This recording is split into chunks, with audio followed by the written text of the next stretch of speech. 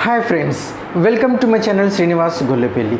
आज इस वीडियो से हम पढ़ेंगे नया लेसन, नया chapter, that is algebraic expressions and operations on them. तो इस चैप्टर में हम अलजेब्रिक एक्सप्रेशंस के बारे में पढ़ेंगे कि अलजेब्रिक एक्सप्रेशंस क्या है, उसमें हम लोग जो वर्ड्स यूज़ करते हैं उन्हें टर्म्स कहते हैं। अब अलजेब्रिक एक्सप्रेशंस क्या है, उनके टाइप्स क्या है, exactly what is the meaning of algebraic expression, ये हम पढ़ेंगे। फिर उसके बाद हम पढ़ेंगे operations on algebraic expressions. Operations on algebraic expressions का मतलब होता है हम कैसे दो या दो से ज़्यादा अलजेब्रिक एक्सप्रेशंस को ऐड करेंगे, सबट्रैक्ट करेंगे, मल्टीप्लाई करेंगे या डिवाइड करेंगे। तो सबसे पहले हम ये जानेंगे कि what is exactly the meaning of algebraic expressions. जब हम मैथ्स में सॉल्व कर रहे थे पेरीमीटर ऑफ क्वाड्रिलेटरल्स, जैसे कि अब पेरीमीटर ऑफ स्क्वायर करेंगे, सो पेरीमीटर ऑफ स्क्वायर का फॉर्मूला है 4 इंटू साइड। तो हम जनरली इसे ऐसे लिखते हैं 4a। यहाँ पे a क्या है, साइड है। सपोज एक स्क्वायर है,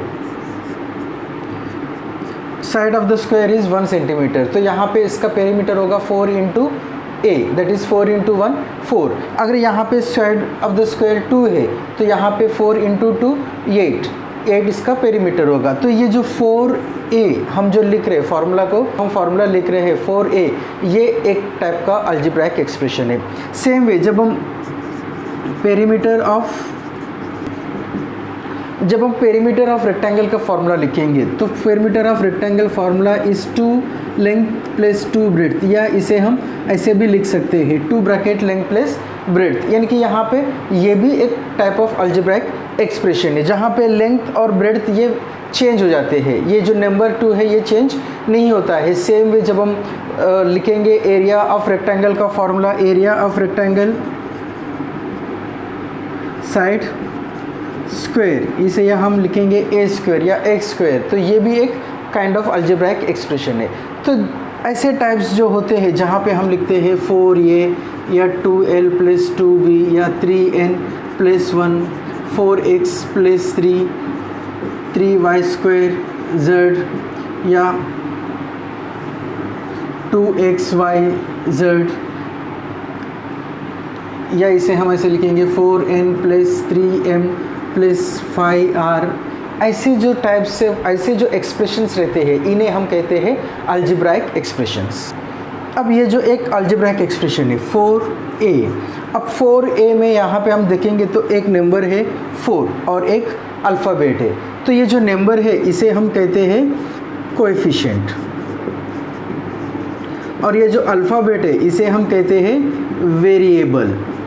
वेरी मतलब चेंज होता है, वेरिएबल मतलब जो चेंज होने वाला है उसे हम कहते हैं वेरिएबल। अब a का वैल्यू चेंज होगा, जैसे कि मैंने पिछले एग्जांपल में बताया था। अब साइड ऑफ द स्क्वायर यहाँ पे 4a, यहाँ पे a का वैल्यू अगर ये मान लेते हैं हम कि पेरीमीटर का फॉर्मूला है 4a। अब जब a इज इक्वल टू 1, यहाँ पे ये हो जाएगा 4a, 4 इंटू 1 4। जब a इज़ इक्वल टू 2 ये हो जाएगा 4 into 2 8, a is equal to 4 तो ये हो जाएगा 4 इंटू 4 16। यानी कि यहाँ पे a का वैल्यू चेंज हो सकता है, लेकिन 4 जो नंबर है इसका वैल्यू चेंज नहीं होगा। इसका जो फेस वैल्यू है 4 वो 4 ही रहेगा।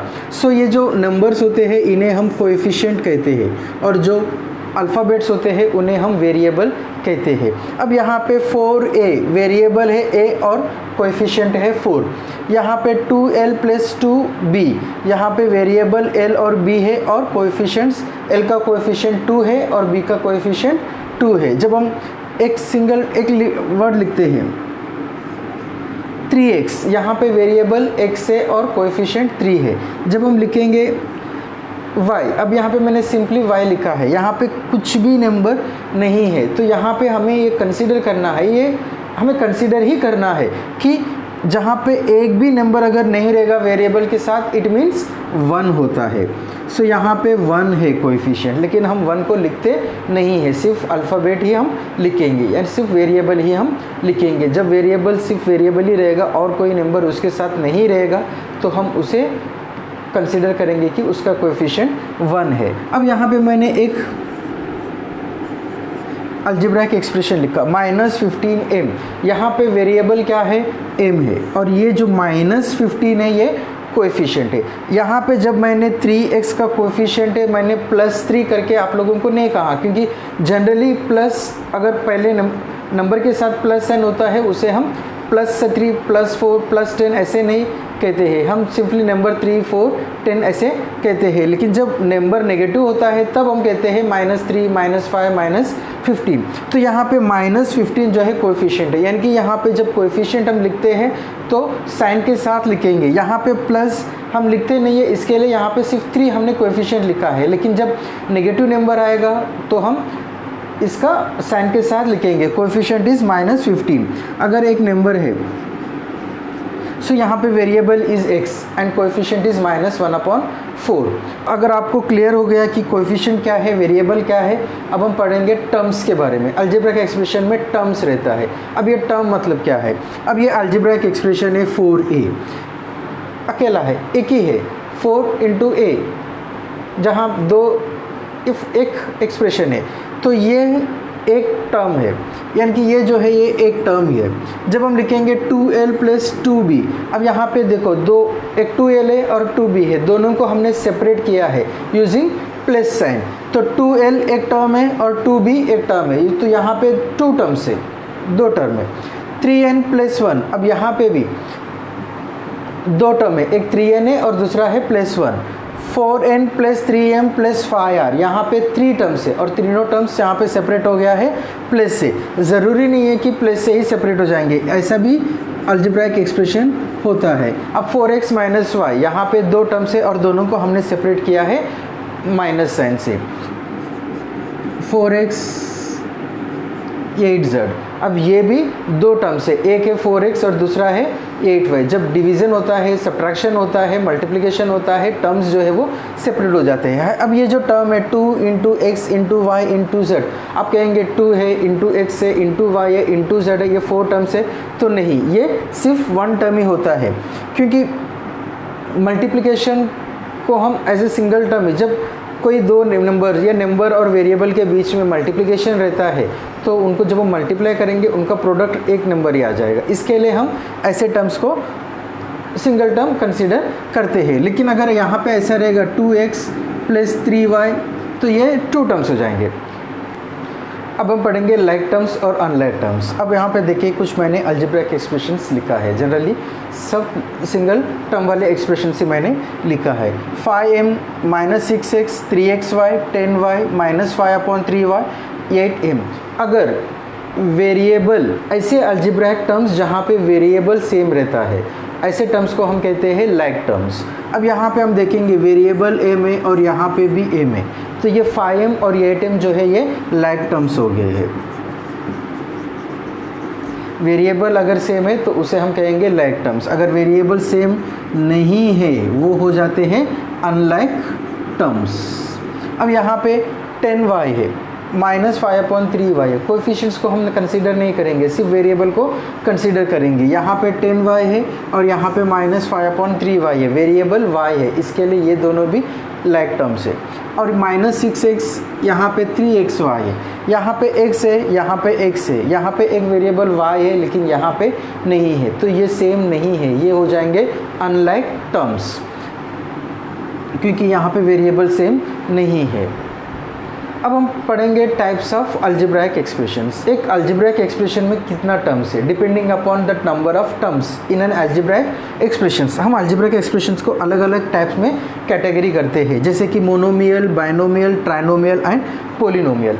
मोनो का मतलब होता है सिंगल, हमने वर्ड ऐसे सुना होगा मोनोपोली, तो यहाँ पे मोनो का मतलब होता है सिंगल, यानी कि एक टर्म है तो ये मोनोमियल हो गए। ये एग्जांपल, ये 5m - 6x 3xy 10y 8m, ये सब मोनोमियल है क्योंकि इनमें सिंगल टर्म्स ही है।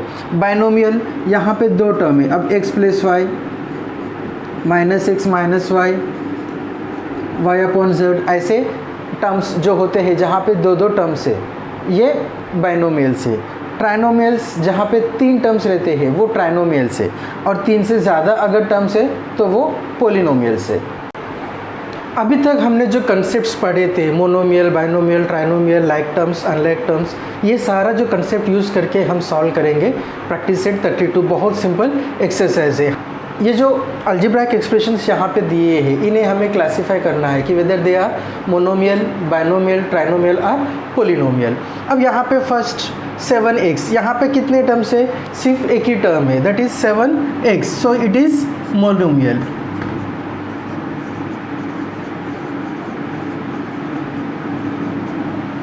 क्वेश्चन नंबर 2, यहाँ पे 5y माइनस 7z, यहाँ पे दो टर्म्स है और ये दोनों टर्म्स सेपरेट हो गए हैं माइनस से, सो यहाँ पे दो टर्म्स है, इसके लिए हम इसे लिखेंगे binomial. It is a binomial. अब यहाँ पे क्वेश्चन नंबर 3 में 3x cube minus 5x square minus 11, यहाँ पे x का पावर 3 है और यहाँ पे x का पावर 2 है, यानी कि ये अनलाइक टर्म्स है। यहाँ पे तीनों के तीनों जो है वो अनलाइक टर्म्स है। सो 1 2 3, यहाँ पे टोटल 3 टर्म्स है। It is a trinomial. Question number 4, 1 minus 8a minus 7a square minus 7a cube, यहाँ पे कोई भी लाइक टर्म्स नहीं है, सारे के सारे अनलाइक टर्म्स है। अगर बाई चांस कभी कोई लाइक टर्म्स देते हैं कंफ्यूज करने के लिए, तो हम लाइक टर्म्स के बीच में जो ऑपरेशन होता है, एडिशन होगा तो एडिशन, सब्ट्रैक्शन होगा तो सब्ट्रैक्शन और डिवीज़न होगा तो डिवीज़न हम करेंगे, फिर हम फाइंड आउट करेंगे कितने टर्म्स है। अब यहाँ पे देखेंगे तो यहाँ पे सारे वेरिएबल्स अलग अलग है, सो ये अनलाइक टर्म्स है। सो 1 2 3 4 टर्म्स है, इसके लिए हम कहेंगे it is A polynomial.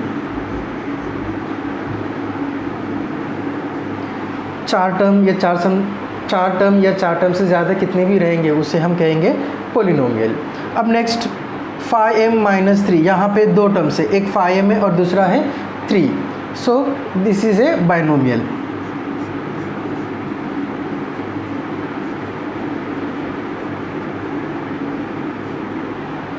Question number 6 ए, यहाँ पे सिर्फ एक ही वेरिएबल है, कोई कांस्टेंट नहीं है, कोई कोएफिशिएंट नहीं है, तो यहाँ पे कितने टर्म्स है? Single, so it is a monomial.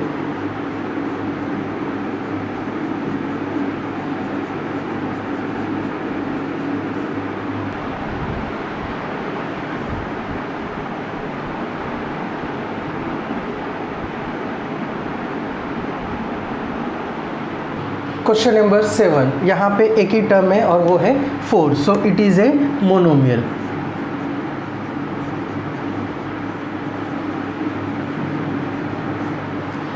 Three y square minus 7y plus 5, यहाँ पे 3 टर्म्स है, so it is a trinomial.